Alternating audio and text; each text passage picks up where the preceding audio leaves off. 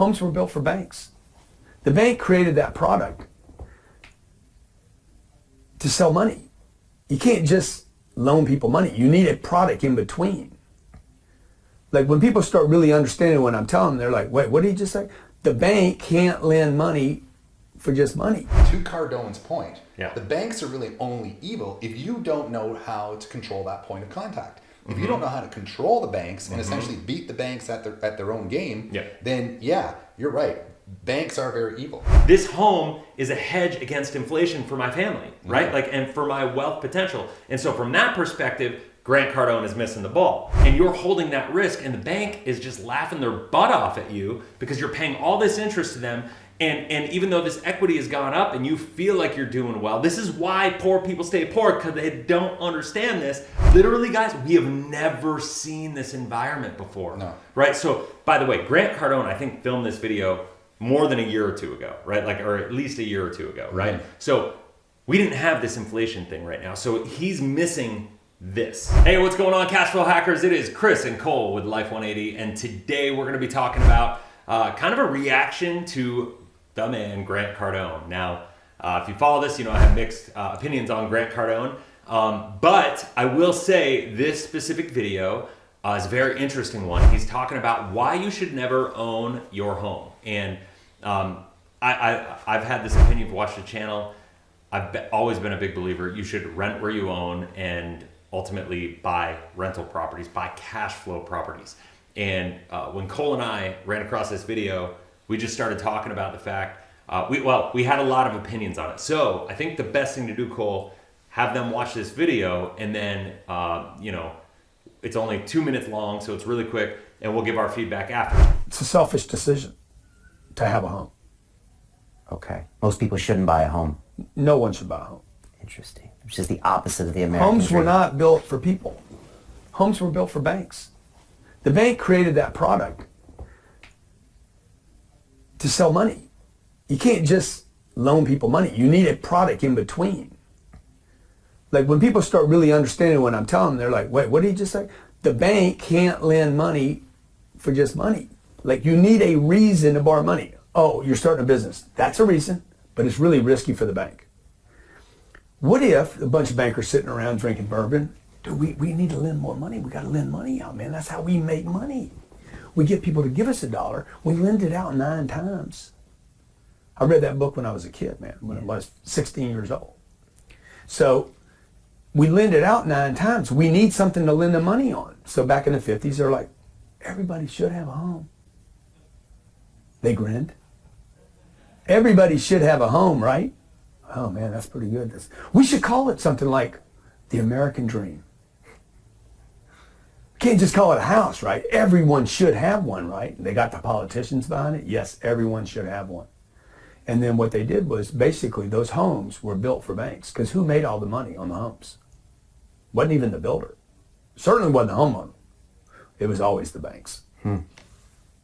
Colleges was another scheme by the bank. Okay. Everyone should have a proper education, but they don't have the money for it. But they should have it.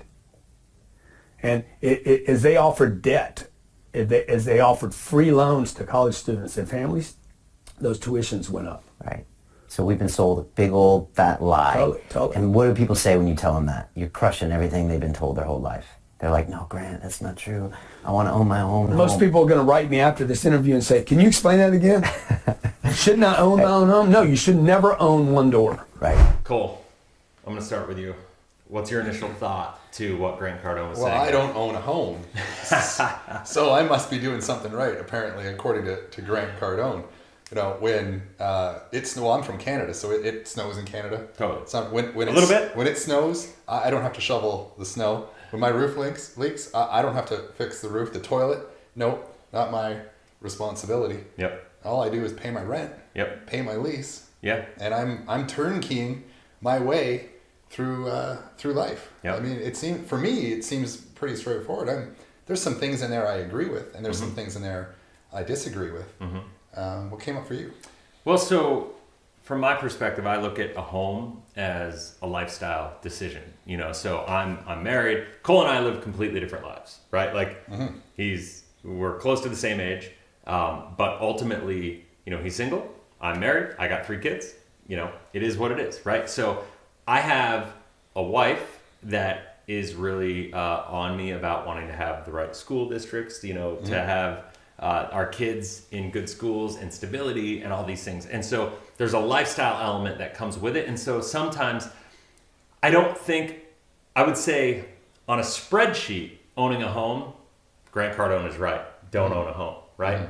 Like on a lifestyle decision, and sometimes we just got to make choices, then owning a home is kind of, there's peace of mind that comes with it. Now, what I will say is when you own a home, there are more efficient ways or less efficient ways to make sure you're managing the equity, the long-term wealth potential of that home, so on and so forth. That's for a different video. We got a lot of other videos. This will be a 45-minute video if we get into all that. And I want to stick to the Grant Cardone stuff.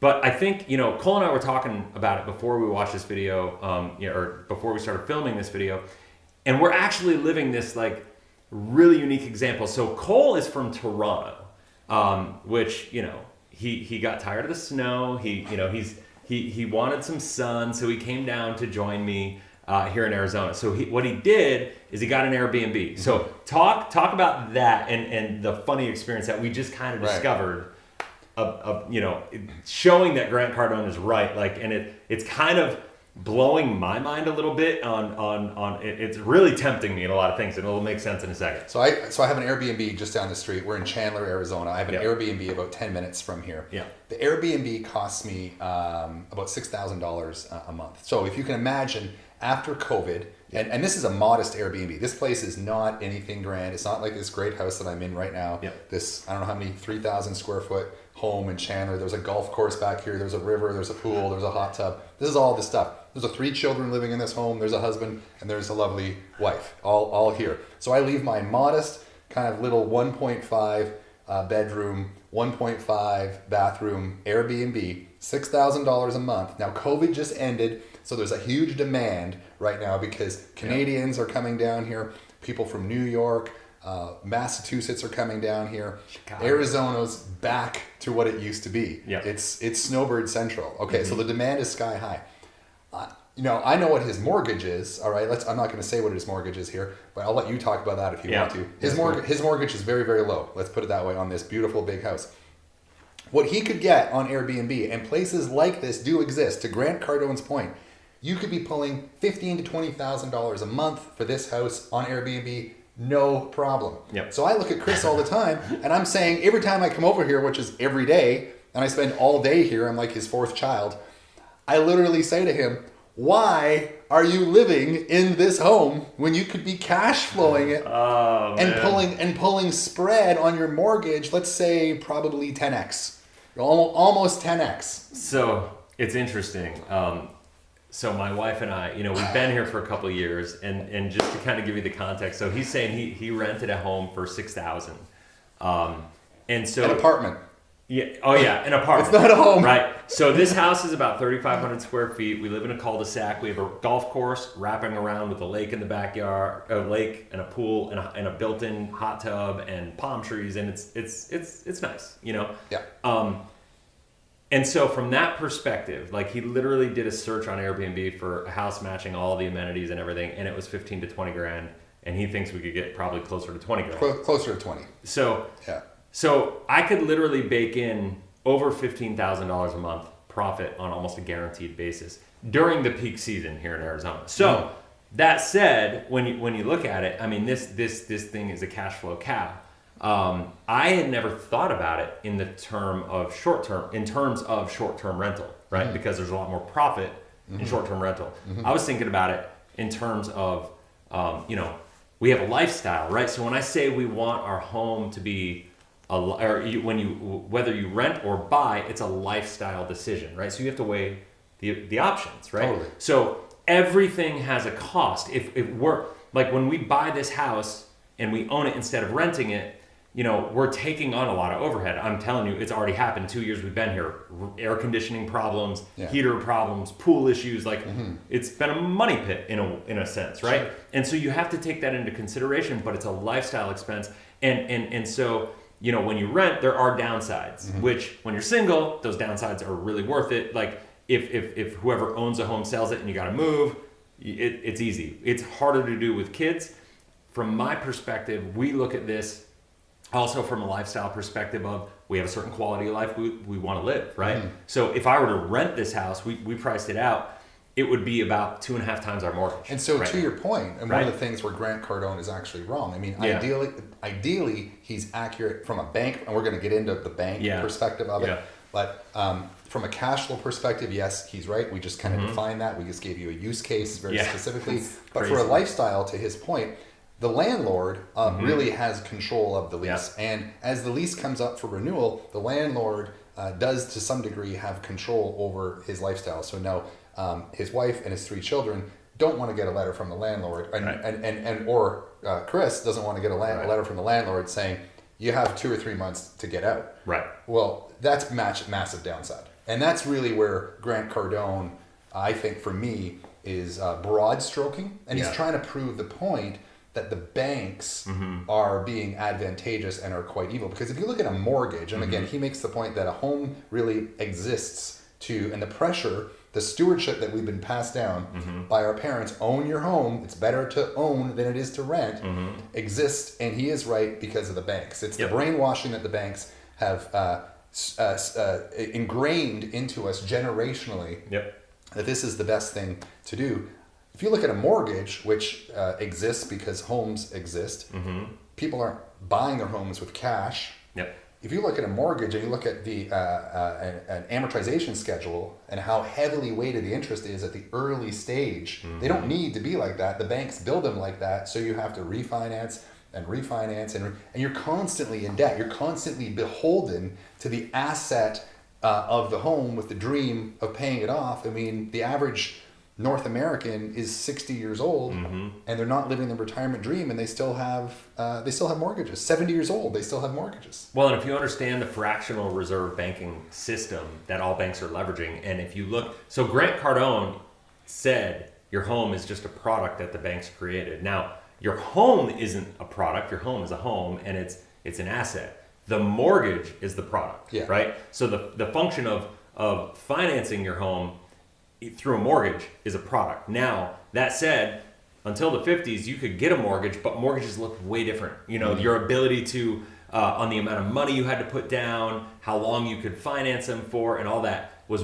way different, infinitely different, right? So from that perspective, the idea of mortgages, and I've done a lot of videos on this, the idea of mortgages, your house is not worth, like this house right now is worth like nearly $1 million, right? So like the idea of this house being worth nearly $1 million is like, I always look at that and it's like, what is it really worth? It's not worth $1 million. It's worth what can somebody pay for it per month, right? Because of mortgages, because of a financial product, right? And so if interest rates were to go up, if in the 50s, banks came to the conclusion, no, we won't finance it for 30 years at whatever the interest rate is right now, because right now I can finance this for 30 years at under 3%, like that's free money, right? I mean, we talked about this. This home is a hedge against inflation for my family, right? Like, and for my wealth potential. And so from that perspective, Grant Cardone is missing the ball. Like, if you take that into consideration and the fact that my mortgage is fixed for 30 years at virtually all-time low interest rates, right? You have the ability to lock that in.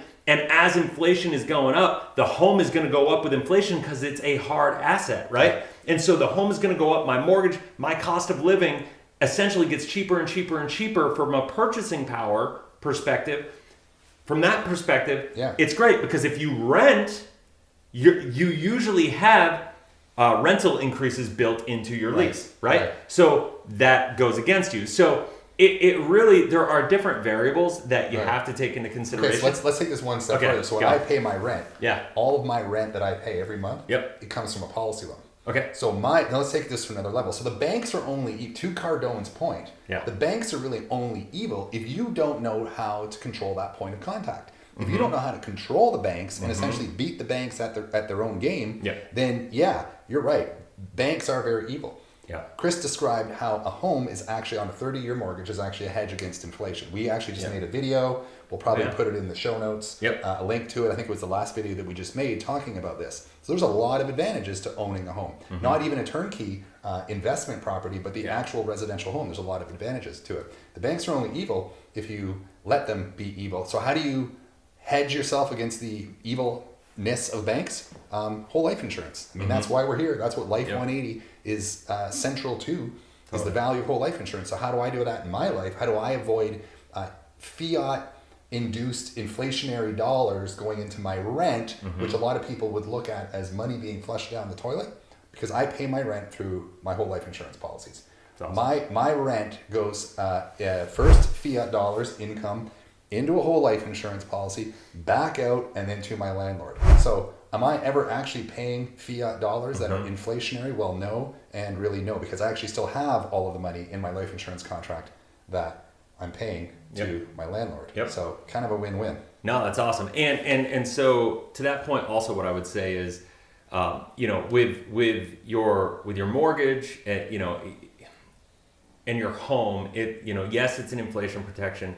And so to tap onto what Cole was saying, he pays his rent through his policy loan, but here's the deal. Like, once again, mortgages aren't necessarily bad, but the way people have been trained on how to manage their mortgages is bad, right? Because like the worst thing is, Cole said it, is like, the mortgage is a financial product, and the bank wants you to be in that product as long as possible. Now, depending on the environment we live in, that makes more sense and less sense. Right now, we're in this all-time low interest rate environment. So managing that is fun. Like having that, I would finance a home right now for as long as I could, at the lowest interest rates possible, because we can build in positive arbitrage with other financial products on a guaranteed basis. So if we can do that, why wouldn't we do that? But the biggest mistake that people make, whether it's a cash flow property or whether it's your personal home, the principle doesn't change. It's control of your assets, right? Like, because if you have equity in a home, that equity is not accessible by you. Like, you don't own that equity. The bank owns that equity.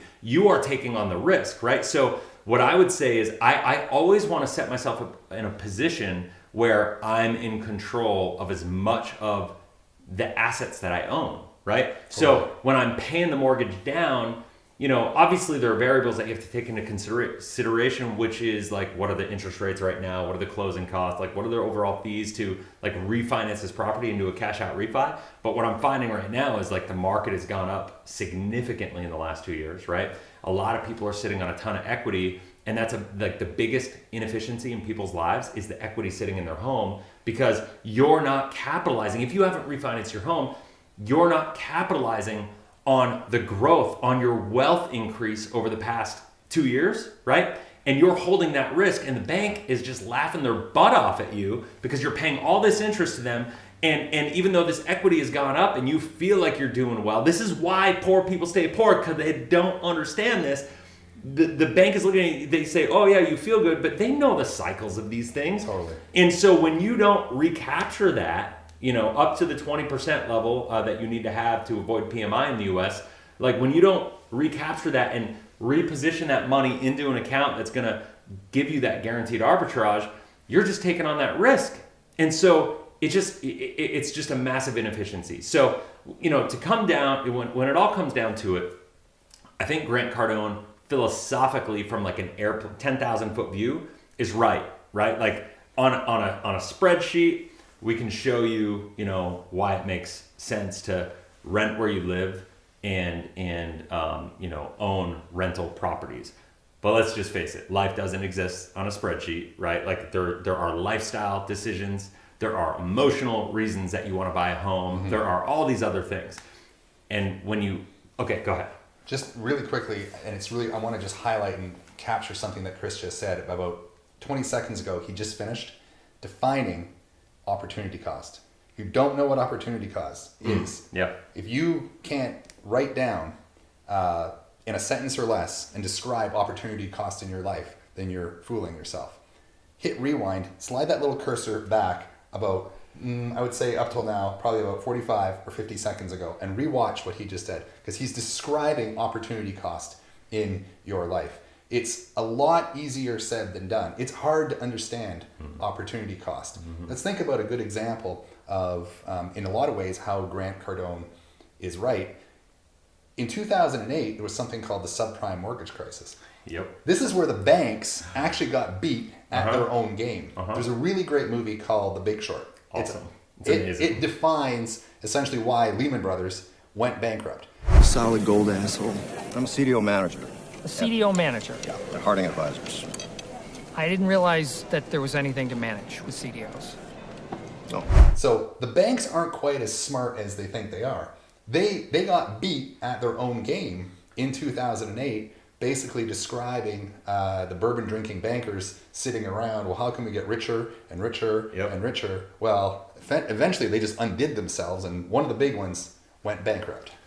And to that point, if they're banking, pardon the pun, they're banking on you following kind of the rules and like the coaching and just the cultural norms that they've set in place over the last 70 years for you to follow those and to kind of like follow the herd so they get wealthy and you don't, right? If you do what we're talking about and you are like owning your own home, once again, whether it's a personal residence or whether it's a rental property, like a cash flow property, you have to be thinking about what does your overall asset look like and how much equity do you have in that and how much of that equity do you actually control? You know, if it's in the home, the bank controls that equity, not you. And you get this false sense of security. The bank owns a control and you're paying all this, you know, interest and expense. And there's so much that goes into that of inefficiency that you're just giving up control of your financial life and you're reducing your wealth potential at the same time, right? And so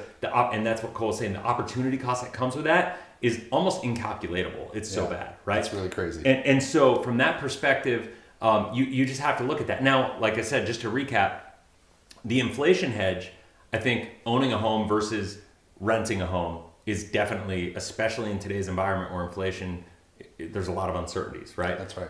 And so here's the other thing, like this is, especially in today's environment, I would say that we have a situation where inflation in the 80s, 70s and 80s, like late 70s and 80s was high, right? But so too were interest rates. That's right. So we're living in a really unique environment that we have never, literally guys, we have never seen this environment before. No. Right? So by the way, Grant Cardone, I think filmed this video more than a year or two ago, right? Like, or at least a year or two ago, right? So we didn't have this inflation thing right now. So he's missing this, like this environment. And quite frankly, nobody has seen this environment. This has never happened in the sense where inflation is going higher, but you still have the opportunity to lock in low interest rates. You know what I mean? Yeah, like, we're in a very unique window right now. If you're understanding what Chris is talking about, you'll understand very quickly that, I mean, and this window may stay open for another couple months. This could be... It could be a couple months, it could be a couple years, we don't know. Right. I mean, that's the bottom line. So the time is to really act now. And the time is to understand, watch videos like this. The time is to, Google and understand inflation. Google and understand quantitative easing. Google and understand fractional reserve banking, deposit banking, what it all means. Whole life insurance, leverage, risk. Watch this channel, watch other channels. Define for yourself what your opportunity cost is and get on the right side of it. Totally. And so I know this video is getting a little long, but I'm like, I run numbers in my head like a spreadsheet kind of sometimes. And I'm just thinking... This is a former professional poker player. So I'm running numbers in my head and I'm thinking, okay, $500,000 home, right? And if I'm paying 3% for a mortgage, right? Let's just say 500,000 home, I finance whatever, my mortgage is $2,500 a month, right? So that's $30,000 a year of cash flow. 30 years. Let's say it's after taxes and everything. Let's say it's $2,500 a month. Yeah. Okay, maybe $2,600, but just for the sake of this argument, $2,500. That's $30,000 a year. Okay, right. So stick with me here. So if I'm paying $30,000 a year in cash flow, and I got a $500,000 house, and then inflation goes up 10%, which I think we have a chance at getting there. And most economists that I trust and follow are saying they think inflation is going to be here at least for the next 2 to 3 years at a strong level, like 6% and up, right? So if I can pay $30,000 a year on a $500,000 home, and inflation is going to be 6%, hard assets like this will follow inflation. It's owning the home is the inflation hedge. So this year alone at $500,000 going up 6%, by the way, is a $30,000 increase. $30,000 mortgage, $30,000 increase, I wash. I'm living for free, essentially. Imagine if you were paying your mortgage out of a policy Yes. through a whole life insurance Right? contract. And then here's the thing: if inflation hits 10% this year, right? Now I've literally saved $50,000. That my home is going to go up $50,000. So now that home is going to go to $550. I paid $30,000. So I literally had a net wealth increase of $20,000, even in accounting for cash flow, right? Like it's mind blowing. And so you do that 2-3 years in a row. In that situation, owning a home can make sense. Like it can be. It's an inflation hedge. But once again, now when I have that income or that increase in equity in the home, right? That increases my net worth. But if I don't pull that money out somehow and regain control of that, then it's all for nothing, right? That's right. It only works if you know how. What Chris is saying only works if you know how to control the point of contact between 100%. you and your money. Yep. So it's important. So anyway, I hope you found value in this. I know it went a little longer than we anticipated, but I love this topic. I think what Grant said is so on point in so many ways. But there are variables that are going on now in the world that he could have never imagined. Like nobody knew COVID was going to happen. Nobody knew the supply chain issues. Nobody knew all $10 trillion were going to be printed. QE3, 4, 5. Nobody knew any of this stuff was going to happen when he filmed that video, right? So like we got to take that into consideration. And what I would say is if you have any questions about this, look in the link below, have a conversation with a Life 180 agent, and get on the phone with a specialist from our team. And that's it. If you haven't already, hit that like button, and that way YouTube will get this out to more people. Subscribe, hit that bell, that way you get notified every single time we launch a new video. And that's it. I hope you have a blessed, inspirational day, and we'll talk soon. See you guys.